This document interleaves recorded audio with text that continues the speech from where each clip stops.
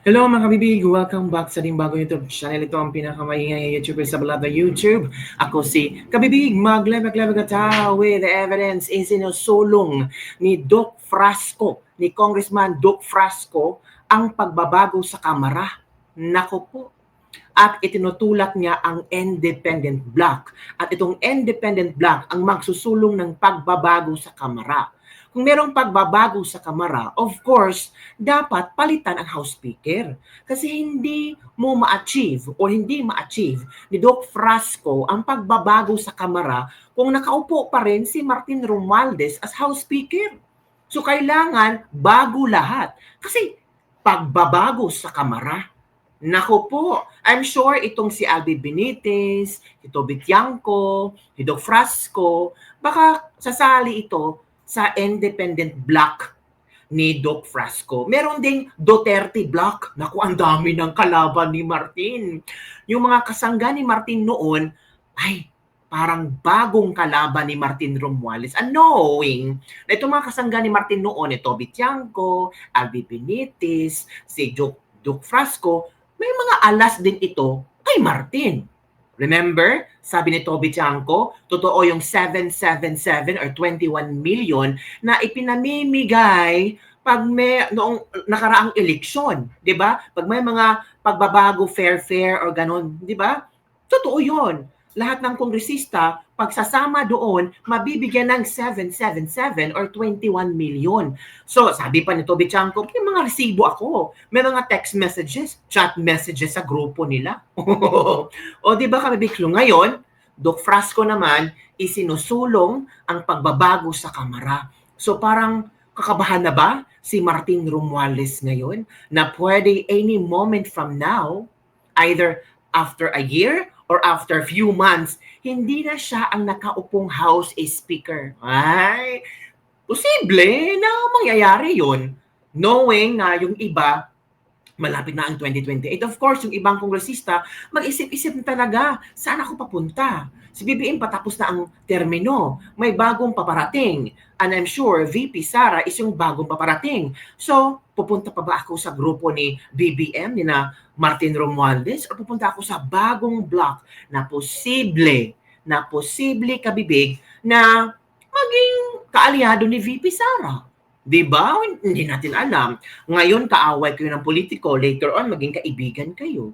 Pero I'm sure hindi ka kaibaganin ni VP Sara, si BBM, at itong si Martin Romualdez. Sabi nga pag si VP Sara ang uupong presidente, katutak-tutak na kasong isasampa ni VP Sara kay Martin Romualdez. Nako, lalo na yung yung binulgar ni Sasrugando Sasso.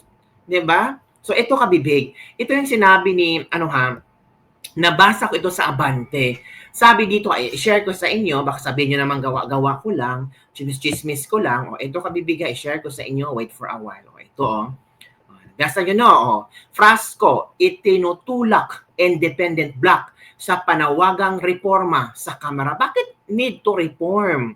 Bakit may reforma ang Kamara? So far naman, mataas ang trust rating ni Martin Romualdez ayon sa Okta. Mataas ang rating ni BBM ayon sa Okta. VP Sara at Chis Escudero, bumagsak ang rating sa Okta.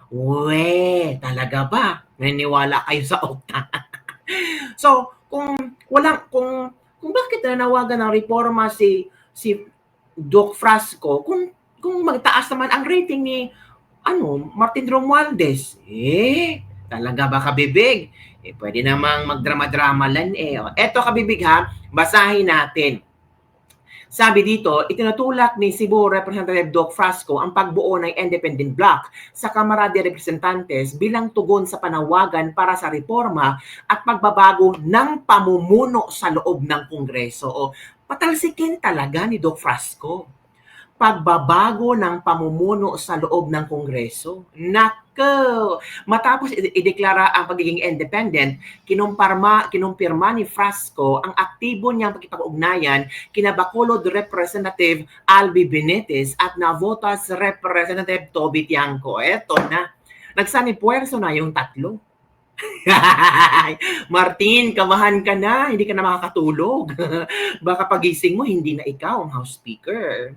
'Di ba yung baka itong mga galamay mo, baka hindi na sila nakaupo bilang kung ano-anong posisyon sila ngayon. Sabi ni Frasco, yes, we've been in discussions and have been collaborating closely. With our stand yesterday, we affirmed that we are one with and for the Filipino people. Our commitment remains to serve the nation with integrity and independence. Matatandaan nag-abstain ang tatlong kongresista sa speakership election kung saan muling nahalaw si House Speaker Martin Romualdez. Una na ring nilinaw ni Frasco na bunsod ng kanyang paninindigan sa sariling prinsipyo ang kanyang naging desisyon. Sabi ni Frasco, this decision is grounded not in political convenience, but in principle and in my view of what the institution urgently needs. Leadership that restores public trust, upholds the integrity of Congress, and reinforces the President's priorities with urgency and purpose. Kasi nakikita ng mga tao ngayon sa Kongreso, puro na impeachment, impeachment, impeachment, impeachment. Nalulubog ng mga tao sa baha. Pero puro na sila impeachment talaga. Every now and then, may spokesperson sa impeachment na si Kuan. Sinabi yung attorney na isa. Tapos meron pa si Abante. Puro na lang ganun. Hearing about sa mga ganito, ganyan. Hearing sa mga vloggers. Yung prioridad na tungkulin nila para sa mga tao, parang nakalimutan nila. So tama din to si Frasco. Diba? Samantala, tinag naman ni Frasco ang kanyang buong suporta sa mga panukalang batas at legislative agenda ni Pangulong Ferdinand Marcos Jr. Kasabay nito ang kanyang panawagan sa pagkakaroon ng lideratong mas epektibo at nakatuon sa tunay na serbisyo para sa bayan. Yan kabibig ha, narinig nyo na ang pinupoint out ni Frasco. Talagang gusto nila ng pagbabago. Gusto nila ng bagong House Speaker. Paano yun? At nag-combine na yung tatlo. Albi Benitez, Toby Tiangco, Duke Frasco, they combine their powers. And feel ko kabibig, no? Para hindi halata na parang feel ko, no, may basbas ito kay Pangulong Bongbong Marcos.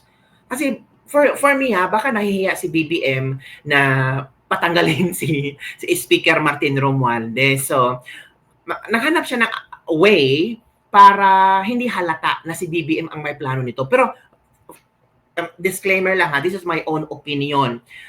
Kasi, para alam mo kung bakit, feel ko lang kung bakit si Sandro ang nag-nominate. Para iparamdam pa rin ni Martin na hindi siya nakalimutan ng kanyang kapamilya, na walang bahid pag-alinlangan ang ginawa ni Sandro. Pero hindi niya alam na may naglalaro sa likod niya. This is all my interpretation. Kasi Albi Benitez, Toby Tiangco, Duke Frasco, combined together. Tapos sabi nila, nakikita nila na parang iba na ang nangyayari sa Kamara. Parang hindi na. The decision is grounded not in political convenience but in principle and in my view of what the institution urgently needs. Leadership that restores public trust. It means wala talagang trust ang mga tao sa Kamara. Restore good public trust, upholds integrity of Congress, and reinforces the President's priorities with urgency and purpose. So yun ang gusto nilang marating, gusto nilang makita at maramdaman ng tao na ang Kamara is still existing.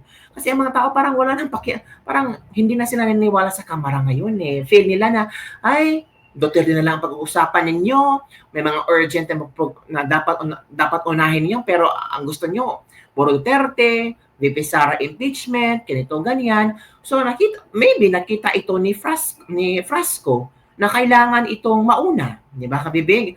So yun, kabibig. Ramdam ko talaga, may niluluto. At itong pagluto nila, delikadong hindi makakain si House Speaker Martin Romualdez. Sabi nila, ang karma, mahirap na, malapit na ang 2028, wala pa lamang legacy si BBM, so kailangan talaga may leadership at legacy si BBM before siya bababa sa pwesto. Diba? So ano ang iyong palagay, mga kabibig?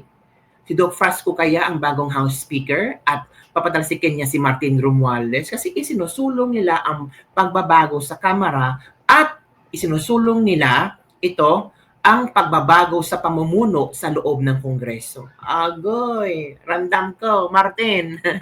Ingatan mo ang trono mo kasi hindi mo alam, pagising mo, wala ka ng trono.